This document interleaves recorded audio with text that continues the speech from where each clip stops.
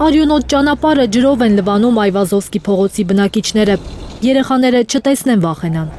Գիշերը հերթական ծեծկրտուկն է եղել մայրաքաղաքում, հնչել են կրակոցներ, գորգորոցներ։ Իրավապահները դեպքի վայրից հայտնաբերել են գազային ատրճանակի չկրակված 3 պարկուճ։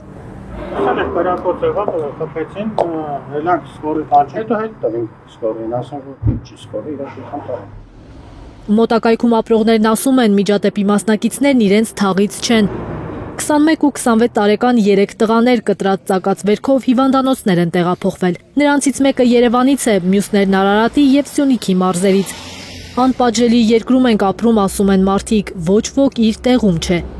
Չկա կարգ ու կանոն, դրա համար էլ ամեն օր ողբերգական նոր դեպքերի մասին ենք լսում։ Ապրկել են, պիտի խստացնեն, ոչ թե բռնեն, թողնեն, չգիտեմ, աբացույց չկա, պետք է խստացնեն, նստացնեն։ Թեկուզ մի 15 սուտկա ում որ կասկածում են նստացնեն, մյուսները չեն անի։ Ժամանակին ուրիշ կարգավիճակ էր, հիմա էլ կառավարությունը ոչ մի բան չի անում, որ բարշեն իրար հետ համերաշխ են, ապրեն, ներեն իրար։ Շաբաթը մեկ հետո չեք տեսնում Հայաստանում ինչ է կատարվում։ 3 չէ մի 4 օր առաջ 5 օր առաջ։ Հանցագործությունների թիվն աճում է, որովհետև իրավապահ համակարգը միայն զբաղվում է Նիկոլ Փաշինյանի աթոռը պաշտպանելով, ասում է Հայաստան խմբակցության падգամավոր Ագնես Ախամոյանը, էլ որտեղից հասցնեն հանցագործություն բացահայտել, եթե ընդամենը 2 քաղաքական քրեական գործերի համար 100-ից ավելի քննիչ է աշխատում։ Դուք գիտեք մեր քննիչների քանակը, շուրջ 600 է։ 600 քննիչից 100-ից ավելին զբաղված է 2 քրեական գործով, 2 քաղաքական քրեական գործով, որոնք բացառապես հետաքրքրում են այս իշխանություններից եւ ելնում են բացառապես մեկ տրամաբանությունից, այն է Նիկոլ Փաշինյանի իշխանության եւ աթոռի պահպանություն։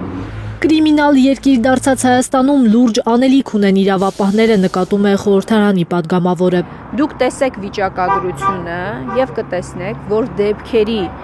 95%-ը տղամարդկանց, երիտասարդ տղաների կամ պատանիների շրջանում է ըստ էության տեղի ունենում միջանձնային հարաբերությունների հողի վրա։ Այստեղ գործ ունեն պատկան մարմինները, իրավապահ մարմինը, օպերատիվ բլոկը, ամենակարևորը գործ ունի, թե չունի, իհարկե ունի գործ։ Այվազովսկի փողոցի արյունոտ վիճաբանության գործով հարուցվել է քրեական վարույթ, հրազենի ապօրինի շրջանառության եւ առողջությանը միջին ծանրության վնաս պատճառելու հոդվածներով։ Զարուհի Սահակյան, Աշոտ Մնոյան եւ Էլեն Յահինյան, Հայլուր։ Հայաստանում եւ աշխարհում տեղի ունեցող իրադարձությունների մասին առաջինը իմանալու համար բաժանորդագրվեք մեր ալիքին։ Սեղմեք զանգակը, որ բաց չթողնեք ամենահրատապը, ամենակարևորն ու հետաքրքիրը։